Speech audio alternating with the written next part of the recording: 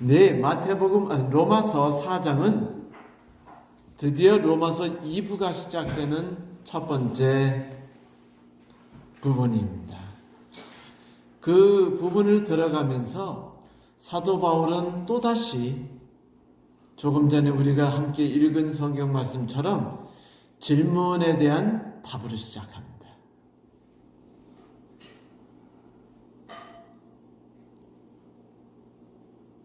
3장에서 오직 율법 외에 새로운 의가 나타났고 그것은 예수 그리스도를 통해서 우리에게 다가왔다라는 말을 하자 유대인들이 거기에 대해서 할 말이 아주 많았습니다.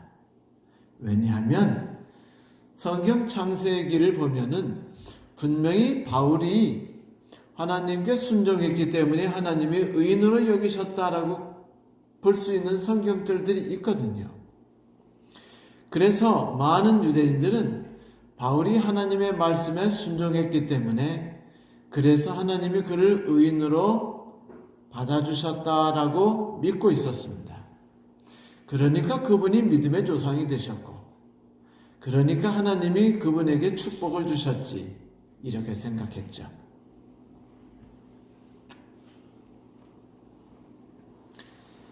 그래서 그들이 그 주장을 지금 누구한테 한 겁니까? 바울에게 한 거예요.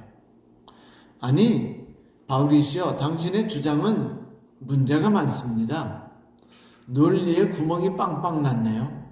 성경 창세기를 보면은 12장부터 나오는 말씀을 보면은 바울이 열심히 하나님의 말씀을 따라서 순종하고 희생하고 그 뜻에 굴복했기 때문에 의인이 된 것이 아닙니까?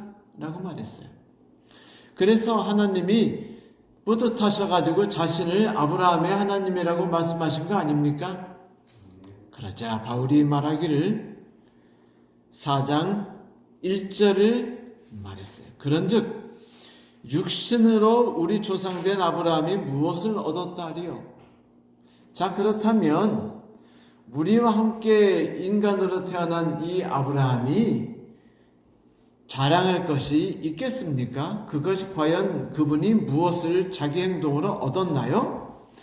만일 아브라함이 행위로서 의롭담을 얻었으면 자랑할 것이 있거니와 하나님 앞에는 없습니다 라고 분명히 말합니다. 그 뒤에 성경이 뭐라고 말합니까? 라고 말하죠.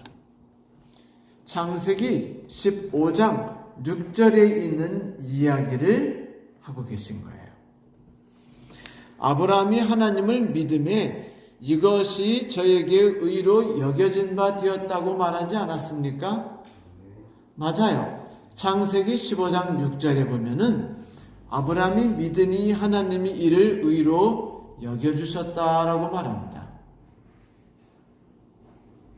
그러니까 아브라함이 하나님 앞에서 의롭다함을 받았다는 것은 하나님이 아브라함에게 모든 것을 선물로 은혜로 주시겠다는 것을 아브라함이 받아들였을 때 그 순간 그가 의인이 되었다는 것입니다.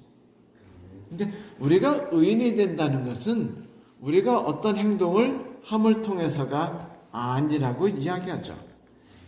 다시 말하면 행위와 상관없이 하나님의 은혜로 말미암아 그들의 모든 평생이 가치 있게 된 것이지 그들이 어떤 행동을 했고 훌륭한 신앙을 살았고 혹은 믿음의 삶을 잘 살았기 때문에 하나님이 그들을 받아주신 것이 아니라는 것입니다. 그것은 하나님이 그들을 처음 받으실 때만이 아니라 하늘에 도착하는 순간까지 같은 법칙으로 계속 진행돼요. 아니, 우리들이 생명체가 되기 위해서는 산소를 받아서 생명체가 되고 생명체가 딴 된 다음부터는 이제부터는 산소는 필요 없어. 그냥 이산화탄소 먹고 살아도 되라고 말하면서 이산화탄소 먹고 살아가진 않아요. 그렇죠? 네, 동일한 법칙 속에서 동일하게 살아가는 것이죠. 그래서 사도 바울이 말하는 거예요. 말씀 잘하셨네요. 그렇다면 한번 아브라함에 대해 살펴볼까요? 성경이 아브라함에 대해서 뭐라고 말합니까? 아브라함은 정말 스스로의 삶에 대해 자랑할 것이 있을까요? 여러분, 아브라함이 자랑할 것이 있을까요?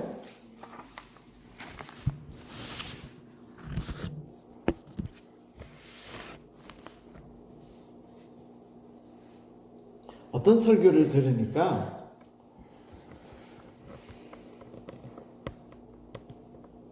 하나님께 매달리고 기도하고 자신의 삶과 시간들을 하나님께 드리면 하나님이 모든 악으로부터 보호하시고 축복을 주시었기 때문에, 그렇기 때문에 후손들이 다 의사도 되고 박사도 되고 부자도 되고 한다고 이야기를 쉬지 않고 예를 드는 그런 설교를 이렇게 듣게 되곤 합니다.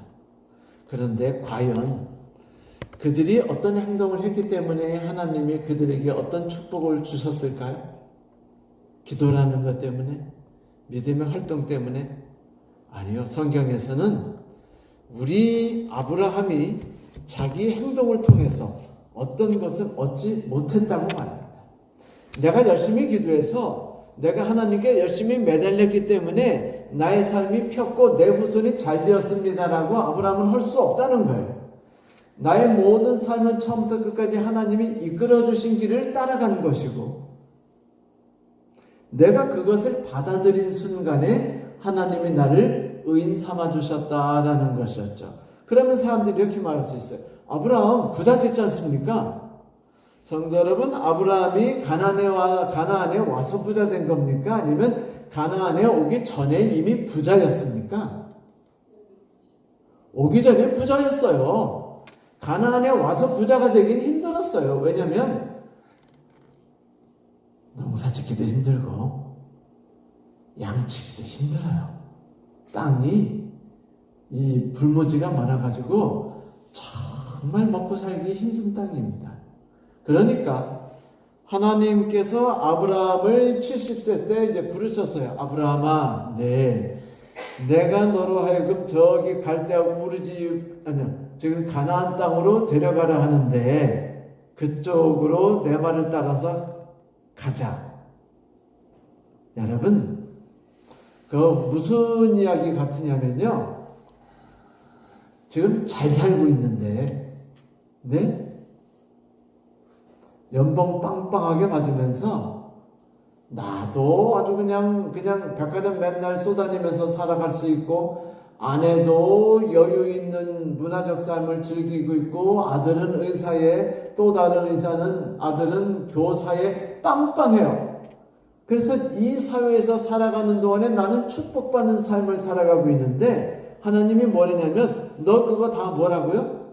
포기하고 내가 가라는 곳으로 가라는 겁니다. 여러분, 가나안 땅을 우리들이 무슨 땅이라고 부르죠? 적각꿀이 흐르는 땅. 그런데 아브라함에게 하나님이 가나안으로 가라고 말했을 때 가나안이 와, 대박! 하나님, 그러면 제가 드디어 가나안에 입성하는 겁니까? 라고 말했을까요? 아니에요. 가기 싫었을 겁니다. 왜냐하면 대도시에서 빵빵한 직장에 아주 문화와 문명이 아주 잘 돼 있고 수세적 화장실에 기분 좋게 살 수 있는 유쾌한 삶이 준비되어 있는데, 가나안에 가면 우선 입을 거 먹을 거 모든 것이 제대로 안 돼 있어요. 수세식 화장실 아니에요. 그냥 땅 파가지고 대충 응아하는 곳입니다. 천막치고 살아야 돼요.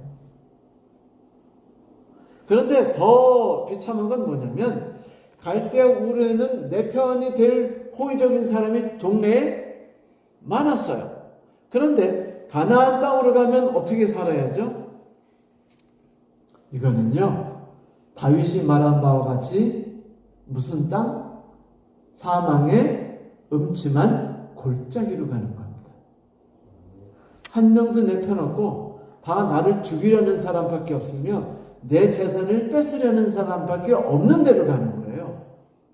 직장도 제대로 없고 삶도 변변히 꾸려나갈 수 없는, 정말로 하나님 외에는 의지하거나 기댈 데가 없는, 우물을 파면은 빼앗기는, 그랬죠?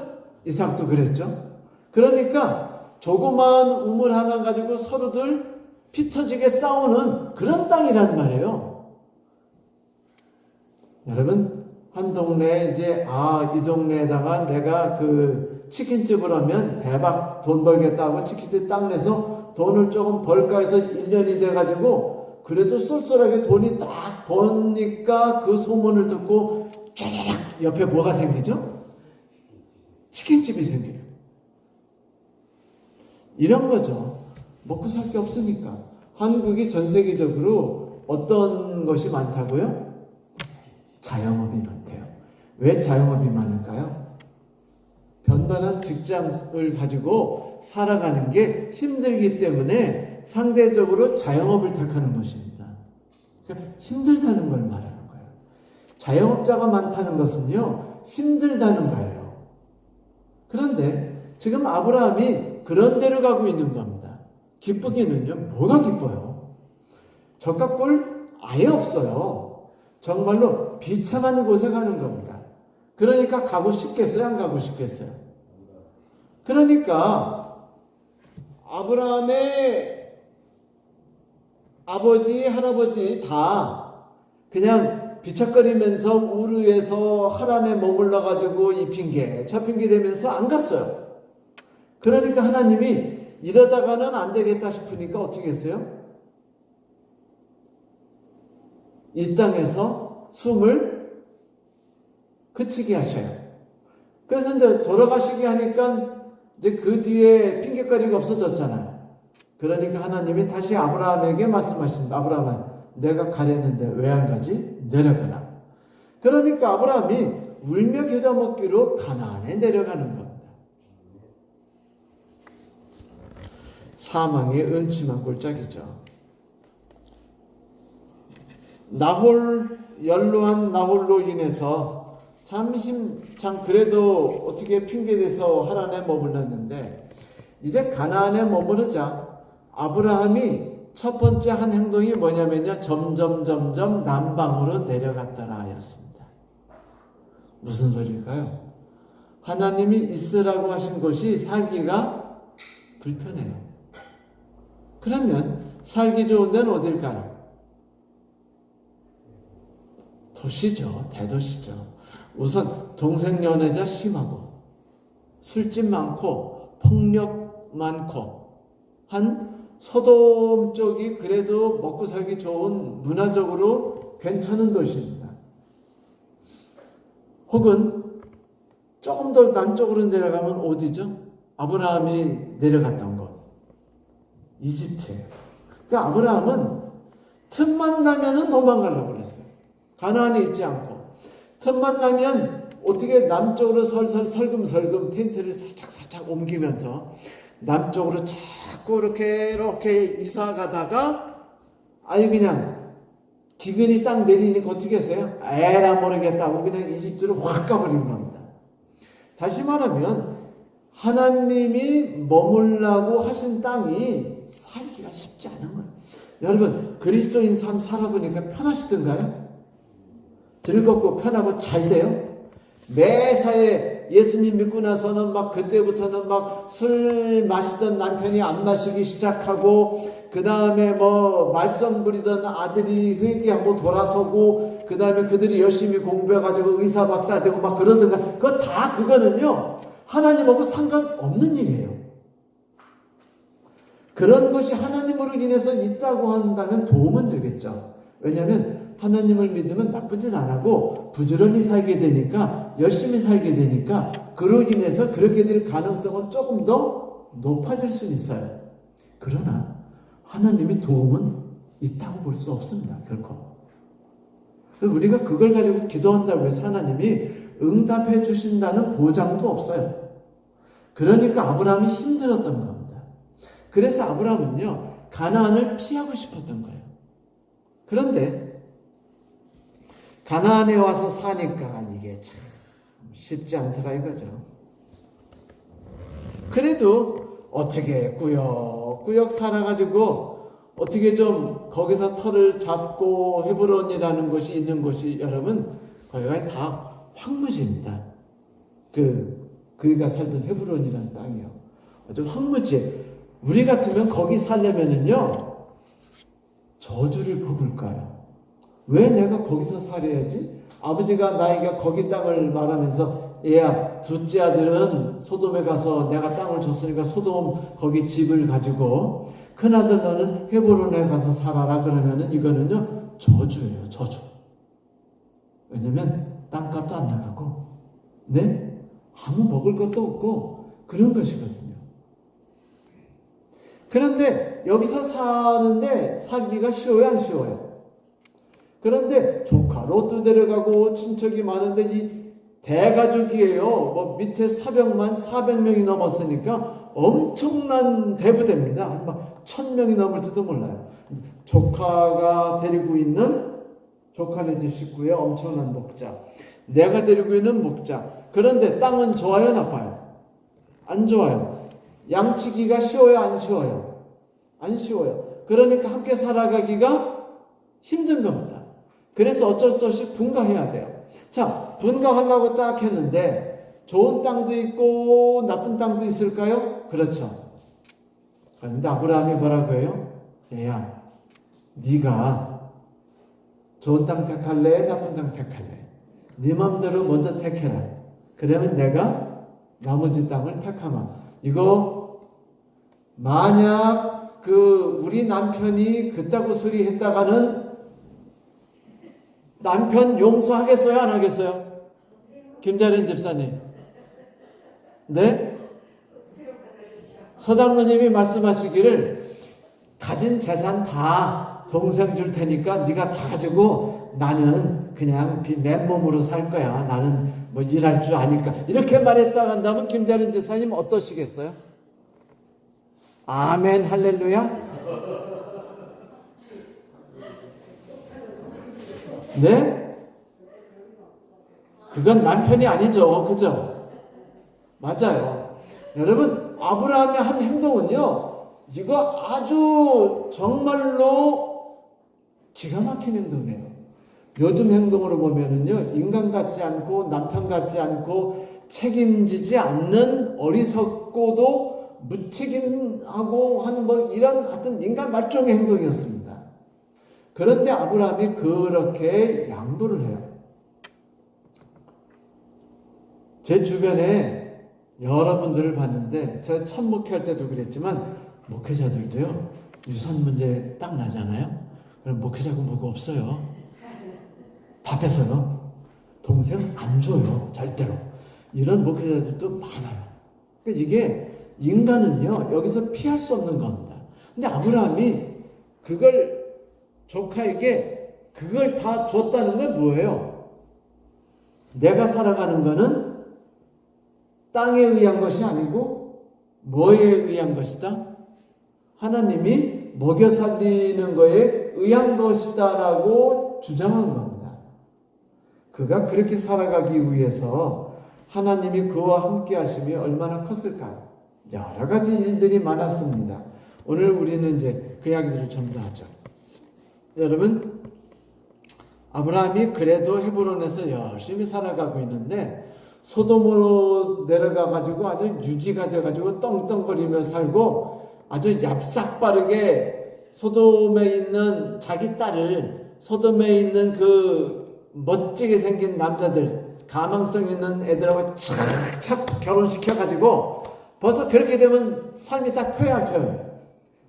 피죠. 그래가지고 벌써 롯은 자리를 탄탄하게 잡아놨어요. 딸들 팔아가지고. 그래가지고 든든하게 그 동네 사람들하고 자리를 쫙 잡아가지고 어려움이 없어서 문제가 하나도 없을 줄 알았는데 문제가 어디서 터져요? 북쪽에서 나라들이 연합국이 내려와가지고 소돔과 고모라 주변 국가를 치고 다 태워버리고 그 다음에 사람들을 잡아서 노예로 잡아갑니다. 그러자 아브라함이 소식을 듣기를 헤브론에 있으니까 자기 남쪽에서 사고가 났다는 소리를 들었고 막 정신이 없어요. 내 조카가 잡혀갔어? 하고서는 막 자기가 데리고 있는 사병, 왜 사병이 필요해요? 이 동네가요 보통 겁나는 동네가 아니거든요. 가나안 땅 정말 폭력범, 사기범, 악질들이 가득한 땅, 진짜 사망이 음침한 골짜기 외에는 아무것도 없는 땅 같은 땅. 남편이 사망이 음침한 골짜기로 가자 그러면 참 진짜 남편이 아니라 이거는 왼수죠. 하여튼 그렇게 하기 때문에 병사들이 필요한 거예요. 데리고 쫓아갔어요. 그냥 아무 생각 없이 쫓아가서 밤에 야습을 해가지고 죽였는데 하나님이 함께 하셨겠죠. 그래가지고 쳐 죽이고 그 다음에 다 이제 포로를 다시 이제 구출해가지고 데리고 왔어요. 근데 여러분 그때는 정신이 확 해가지고 가서 싸우고 뺏어왔는데 그 다음에 슬슬 무서워질까 안 무서워질까요? 원래 학교에서 괜히 화가 나면은 친구한테 하고 이제 할 때 있죠. 하고 나서 시원하게 퍼붓고 나서 그 뒤에 슬슬 이제 무서워지기 시작하는 거 아니에요? 보복당할까봐. 걔가 승진나서 드디어 나를 때릴까봐 무서워지잖아요. 아브라함도 똑같이 무서워지기 시작했어요. 그때 하나님이 아브라함에게 나타나십니다. 근데 이제 생각해 보세요. 소돔 사람에게 아브라함, 가나안 사람에게 아브라함은 그냥 이름 모르는 어떤 사람이었어요. 그냥 헤브론이라는 황무지에서 그냥 대충 살아가는 어떤 사람들이었습니다. 그런데 요번에 알고 나니까 어떤 거예요? 사병이 몇 명이나 있어요? 400명이나 있어요. 거기다가 소돔과 고모라와 이 땅에 그 사로잡혀간 모든 사람들을 싸워가지고 다 구치해 왔어요. 영웅이에요. 이거 가만 놔두면 돼요, 안 돼요? 이런 사람이 외지인인데 외지인이 떵떵거리고 살면 좋아요, 나빠요? 가나안 사람들이 나쁘죠. 위험하죠. 외지인들이 중국 사람 상상해 보세요. 중국 사람들이 요즘 우리나라 땅 많이 사죠. 그럼 신문이나 막 이런 데 막 기분 나쁘다고 왜 중국 사람이 뭐 집 살 때 왜 그 융자 해주느냐 난리 났어요, 안 났어요? 났지 않습니까? 그들이 막 50층짜리 집 사고 60층짜리 집 사고 넓은 땅 팍팍 사고 제주도 땅 다 사면 기분 좋아요, 나빠요? 그러지 않도 뭐 한국은 속국이니 그리고 얼마 전에 어디선가 우리나라는 중국의 속국이기 때문에 우리가 함부로 하지 못합니다라고 말했다가 난리가 났죠. 공무원이. 네. 이런 일들이 벌어지는 것은 다 그런 갈등 때문인데 그렇게 난리가 났다는 건 그게 싫다는 겁니다. 그런 일들이. 그러면 가나안 사람들이 아브라함이 그렇게 땅을 가지고 영향력을 피기 시작하면 부담이 갈까요, 안 갈까요? 그러면 아브라함 가만 놔둘까요? 그 동네 사람들 성격이 아주 악한데. 다시 말하면 그 주변 사람 중에 가장 악한 사람들이 가나안 사람이에요. 그래서 하나님이 노아를 통해서 저주하실 때 함을 저주하셨어요? 가나안을 저주하셨어요? 가나안을 저주하셨습니다. 근데 그 저주받은 가나안이 또로로 가가지고 모여 살던 곳이 어디예요? 가나안 땅입니다. 그러니까 가장 악한 땅이에요. 가장 무서운, 살기가 힘들고 악한 땅입니다. 그런데 하나님이 떡하니 그리스도인을 살기 좋은 곳이 아니라 어디로 옮겨버리신 거예요? 지구상에서 가장 살기 어려운 데로 넣어주신 겁니다. 그런데 여기서 비비고 좀 살만하니까 무서워지기 시작하는 거예요. 그래서 아브라함이 여러 가지 두려움 중에 있을 때 하나님이 나타나셔요. 꿈에. 그래서 하나님이 이제 아브라함과 언약을 맺으십니다. 어떤 언약이냐면 언약을 맺을 테니까 준비하래요. 그래서 아브라함이 짐승을 쪼개요. 짐승을 새와 짐승들을 쪼개가지고 반을 쪼개서 쫙 진화해 놓고 기다립니다. 해저물쯤 되니까 이제 어스름해지고 이제 막 무서워지기 시작할 때 다윗이 아브라함이 졸고 있었고 무서워할 때 하나님이 나타나셔서 그 가운데 들어가셔서 언약을 선포하시죠. 그게 뭐냐면 가나안 땅을 내게 줄 것이다. 네 모든 민족이 가나안에서 살고 내가 이 땅을 그리스도인의 살 수 있는 터가 되게 하겠다라고 약속하셨습니다. 이게 하나님이 가장 본격적으로 맺으셨던 언약이었어요. 아브라함이 후손도 없었고 아브라함에게는요 그 땅을 차지할 힘도 없었어요. 땅이라고 산 게 무슨 땅이었죠? 막벨라 굴 조금, 자기 안에 묻을 만한 땅 조금 샀고요. 땅도 거의 사지 못했습니다. 무슨 소리일까요? 땅도 함부로 팔지 않아요. 그러니까 그 땅에서 계속 뭐예요? 나그네가 된 겁니다. 유리한 자가 된 거예요. 아브라함은.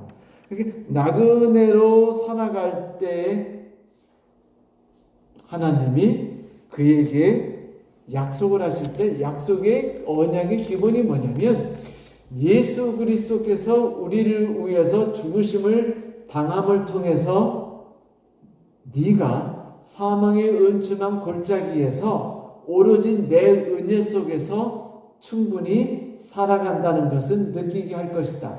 내가 너와 함께 할 것이니 모든 삶 속에 두려워하지 마라라는 것을 알려주고 보장을 하신 겁니다. 그런데 하나님의 보장의 근본이 뭐라고요? 피였어요. 바로 다시 말하면 하나님의 피였죠. 예수 그리스도의 십자가에 달려 돌아가심이 그 아브라함과 하나님이 맺은 언약의 중심이었습니다. 우리는 집을 사거나 밭을 사거나 할 때 계약할 때 뭐를 내죠? 계약금을 내죠. 하나님과 아브라함이 계약할 때 계약금이 뭐예요? 예수 그리스도의 피였습니다. 예수 그리스도의 피로 계약한 거예요. 그러면 계약금을 내는 데 있어서 아브라함이 자기 것을 쓴 거 있습니까? 없습니다. 왜냐하면 오로지 그리스도의 피였기 때문이었죠.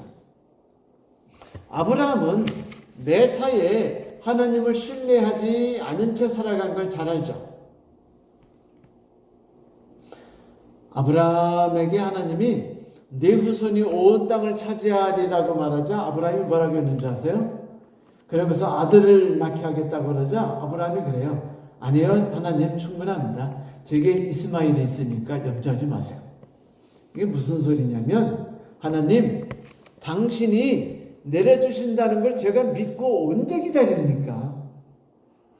그냥 제 힘으로 제가 탄탄하게 살아나가겠습니다. 제가 제 힘으로 이스마엘을 만들었어요. 제 힘으로 제가 제 미래를 만들었습니다. 그러니까 제가 만든 제 미래, 제가 열심히 살아서 만든 미래, 누구요? 이스마엘이 있으니까 구태여 뭐 또 주시겠다고 하실 필요 없습니다. 이게 뭐예요 지금? 이 세상을 내가 내 힘으로 열심히 꾸려서 잘 꾸려나가고 있으니까 하나님 또 내가 이 지금까지 꾸려나간 모든 걸 포기하고 버리고서 또다시 하나님이 주신다는 약속만 믿고 기다리게 하지 마시라는 겁니다. 아브라함은. 그렇겠어요? 안 그렇겠어요? 그렇지 않겠습니까? 이게 괜찮습니다. 이게 겨명지덕이 아니에요. 다시 말하면 이스마엘은 지금 확실히 있는 뭐예요? 확실히 있는 내 밥입니다. 내 떡이에요. 내가 만들어냈어요. 내 힘으로. 비록 뭐 내용 과정은 여러 가지로 뭐 바람직하지 않은 것도 있었지만 어쨌든 내 힘으로 난 자식입니다. 그런데 하나님은 뭐래요? 나는 네가 내 힘으로 난 자식을 원하지 않는다. 너의 미래는 내가 너희에게 만들어주는 자식을 통해서이다. 다시 말하면 오직 너는 내 은혜만 먹고 살아야 되지 네가 이 땅에서 열심히 일해가지고 이 땅에서 뭐 해가지고 그거로 너의 미래를 꿈꾸고 너의 후손과 다음의 것을 기대감 부푼 것 속에서 만들어서 애쓰지 마라라고 말한 것이니 아브라함에겐 힘든 일입니다. 내가 뭔가를 열심히 하면 좋잖아요. 그렇지 않습니까? 일 잘하는 사람, 물론 이것이 이제 불평등을 낳을 수도 있지만요. 그런데 바울이 이야기를 한 거예요. 아브라함에게. 성도 여러분, 하나님이 바울이 지금 아브라함에 대해서 이야기를 한 겁니다. 만약 하나님께서 이스마엘을 통해서 미래를 주셨다면 아브라함이 할 말이 있을 거다. 그래야 안 그래요? 내가 내 힘으로 만든 신앙을 보세요. 내가 내 힘으로 만든 내 미래를 보세요라고 말하지 않겠습니까? 내가 내 힘으로 만든 신앙국가입니다라고 말하지 않겠어요? 그런데 내가, 내 남편이 우리의 힘으로 이룬 것을 하나님이 부정하셨고 그 모든 것을 뭐로 인정하지 않으셨어요? 의로 인정하지 않으셨단 말이죠. 나중에 우리는요, 이 이스마엘을 통해서 난 아들을 하나님이 상징적으로 그 신의 산 율법이라고 해가지고 이것은 하나님이 인정하시지 않는 자식으로 하는 중요한 내용이 바울이 쓴 편지서에 아주 많이 나타납니다. 하나님 인정하시지 않겠다는 거예요. 그렇다면 우리의 미래는 오로지 뭐에 의해서만 내가 의인이 되고 내가 영원한 하늘에 들어가는 것과 하늘에 들어가기 위해서 오늘 하루를 준비하는 모든 것들, 과정은 다 내가 노력해서 얻어지는 거로 만들어지는 것은 아무것도 없다. 그런데도 불구하고 내 미래가 좀 더 확실한 집에 확실한 그 다달이 나오는 돈이나 이런 게 확실하면 좀 더 마음이 편안하지 않나요? 신앙생활도 좀 더 편해지는 것 같은 기분이 들지 않나요? 그렇죠? 그런데 하나님은 우리의 신앙생활이 하나님께 더 나가는 데 있어서 그런 모든 것들이 뭐가 된다고 생각하신 거예요? 장애물이 될 수 있다고 생각하신 겁니다. 네가 나를 오로지 나만을 신뢰하고 하나님밖에 아무것도 없어요라고 말하기 위해서는 나는 네가 내 힘으로 만드는 모든 것들을 내가 의지할 수 없도록 만들겠다는 것이었어요. 아브라함은 자기 힘으로 이집트로 갔습니다. 그래서 인생이 망했죠. 왜냐하면 하나님의 망가뜨리셨으니까요. 그는 자기 힘으로 남방으로 갔어요.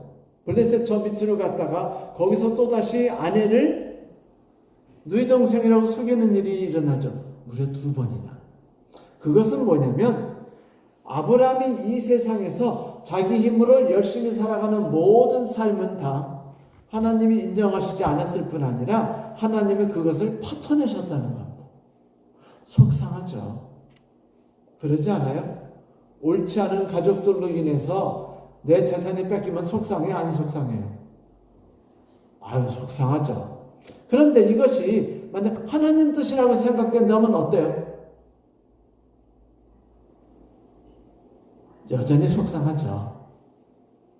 그렇지만 이것을 통해서 하나님은 우리에게 말하시는 게 뭐냐면 포기입니다. 내 힘으로 뭔가를 만들 걸 포기하지 않으면 하나님이 당신의 모든 능력과 미래와 희망을 주실 수 없기 때문에 하나님이 어쩔 수 없이 우리를 사망의 음침한 골짜기로 집어넣으신 거예요. 계속 우리의 이 세상을 살아가는 삶이 사망의 음침한 골짜기였지 그것을 벗어난 적이 없어요. 편안한 삶을 누리는 것이 우리에게 더 나은 삶이라고 하는 것은 우리가 바라는 꿈이지만 하나님은 그것을 바라지 않는다는 겁니다. 그래서 하나님은요, 아브라함이 의인이라고 인정해 주셨다라고 말하지 않고 아브라함이 의인이라고 여기셨다라고 말했어요. 여기셨다라고 말하는 건 그것이 아닌데도 불구하고 하나님이 그렇게 여겨주셨다라는 것입니다. 다시 말하면 그 통장에다가 돈을 입금해 주는 것처럼 그렇게 해주셨다는 거예요. 물론 그렇다고 해서 우리의 삶이 당장 변하는 건 아니죠. 단지 의로 여겨주셨다. 이제 하나님의 자녀로 인정해 주셨다. 하나님과의 올바른 관계를 가진 것으로 이제 인정해 주셨다라는 것인데 그게 그렇게 힘든 겁니다. 다시 말하면 내가 내 힘으로 살아갈 수 있는 모든 것이 망가져야 내가 뭐 할 수 있기 때문에 하나님께 엎어져 하나님만을 의지할 수 있기 때문에 하나님만을 의지하기 위해서는 이스마엘도 버리게 하시고 이집트로 간 삶도 버리게 하시고 그리고 내 힘으로 만들었던 모든 것도 다 빼앗기거나 잃어버리게 하시는 것이 하나님이 아브라함에게 주셨던 모든 삶이었다는 겁니다. 그래서 아브라함이 구원받은 것은 아브라함이 하나님 앞에 의인이 된 것은 아브라함이 한 어떤 행동으로 인한 결과가 있어요, 없어요? 없어요. 아브라함은 끝까지 하나님 내가 만든 것으로 내가 한 거를 좀 가져가면 안 될까요? 이것도 같이 가져가도 되지 않습니까? 하늘에 가는데 제가 만든 이스마엘이나 제가 한 뭔가를 가지고 가고 싶습니다 하는데 하나님은 그거는 안 되라고 말씀하시는 거예요. 그래서 지금 바울은 이렇게 말한 겁니다. 아브라함이 하나님 앞에서 의인이 된 것이 아브라함이 그거로 인해서 자랑할 것이 있나요? 아닙니다. 하나님이 말하기를 아브라함이 어떤 행동을 한 것을 통해서는 눈꼬만치도 인정하지 않았고 그가 기도를 열심히 했기 때문에 그가 무릎을 더 열심히 꿇었기 때문에 그가 더 열심히 신앙생활했기 때문에 아니에요. 오로지 뭡니까? 그래서 바울이 말한 거예요. 다윗이 말한 겁니다. 불법의 사심을 받고 죄를 가리우심을 받는 자가 복이 있다. 6절에 그래요. 일한 것이 없이 하나님께 의로 여기심을 받는 사람에 대해서 다윗이 말한 바. 다시 말하면 일한 것과는 전혀 상관이 없어요. 하나님이 우리에게 복을 주신 행복이라는 것과 하나님이 우리를 의인 삼아 주신 모든 것에서는 우리가 그리스도인으로서 행동한 어떤 것도 아무것도 영향을 주지 못한다는 겁니다. 이렇게 말하면 극단적일 수 있는데 나중에 설명드릴 테니까 일단은 이 부분만 들으세요. 지금 바울은 극단적인 것처럼 우리에게 말하고 있어요. 그건 뭐냐면 인간은 자기도 모르게 본능적으로 내가 만든 신앙, 내가 만든 삶들을 인정하고 싶어 그걸 자랑하고 싶어 하거든요. 그래서 하나님께서 아브라함에게 갈대아우로 해서 신앙할 수 있어요, 없어요? 신앙할 수 있잖아요. 그런데도 불구하고 일부러 가나안으로 붙잡아서 끌어내린 겁니다. 아무것도 의지할 수 없는 데서, 오직 하나님밖에 의지할 수 없는 데서, 주변 사람들은 다 악인밖에 없는 데서, 심지어 조카 룻까지 다 나쁜 놈인 데서 네가 좌하면 내가 우하고 내가 우하면 네가 좌하려는 건 그냥 한 말이죠. 그런데 조카 룻이 냉큼 그걸 집어먹었어요. 이러면 기분 나쁘죠. 이렇게 그러면 이제 세상에 믿음이 없다는 둥, 네가 그럴 줄 몰랐다는 둥 이렇게 생각할 수도 있지만은 재밌는 것은 하나님이 뭐냐면 일하는 자는 삭슬 은연히 여기지 않는데요. 내가 열심히 기도했으니까, 내가 열심히 새벽기도 나갔으니까, 내가 열심히 놀지 않고 그 시간에 교회 나갔으니까 하나님이 축복을 주셔가지고 우리 자식이 마귀로부터의 침략으로부터 막아서 공부도 잘하게 되고 의사도 되게 했다. 이런 것은 하나님이 절대로 인정하시지 않습니다.